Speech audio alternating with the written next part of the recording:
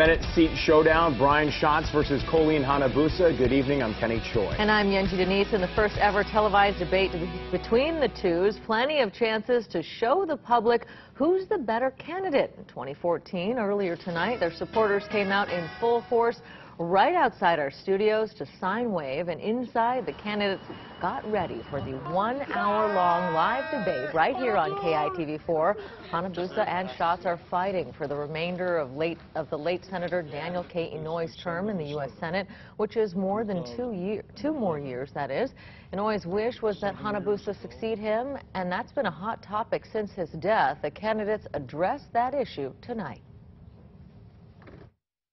To have the senator's endorsement, and even Senator Akaka's endorsement as well, along with Governor Ariyoshi and Governor Cayetano, is something that I will always cherish and I will always have in my heart as an indication of how they viewed me. And he built what is modern Hawaii. He built the East-West Center. He built our transportation infrastructure. He understood that it was necessary to look out for regular people and working families and middle-class families. And my approach to being in the United States Senate is to try to continue his legacy. Now, soon after that topic, the candidates began to point out some differences, in particular how each one views National Security Agency whistleblower and former Hawaii resident Edward Snowden, and what Congress should do to address privacy concerns.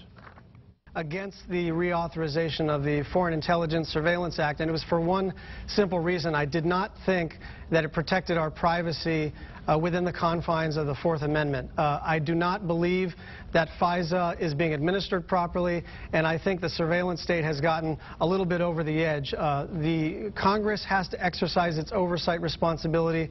I think that he has to come forward, he has to stand trial, and see how his peers to judge him. That's what this is all about.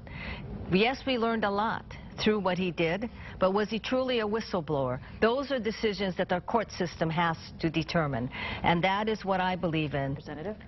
Now, the debate got very heated between the two when they started asking each other questions about cutting Social Security and Medicare, along with what they like and don't like about each other. We've got more at 10:30 on that testy exchange.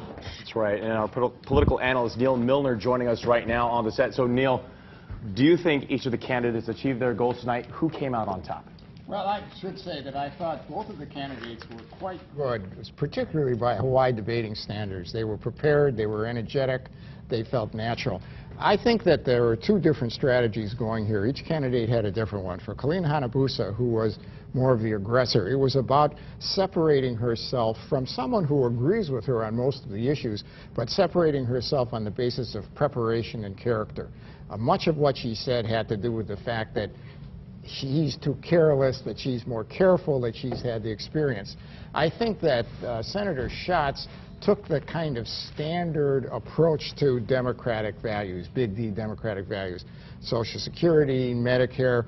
I think both of those things are central to each of their campaigns. You can't tell from one debate how successful it's going to be. This is just part of a piece of a longer story. But I think from this you get some sense of what they're picking out as their strategies, and they are quite different, and they don't really have all that much to do with differences on policy.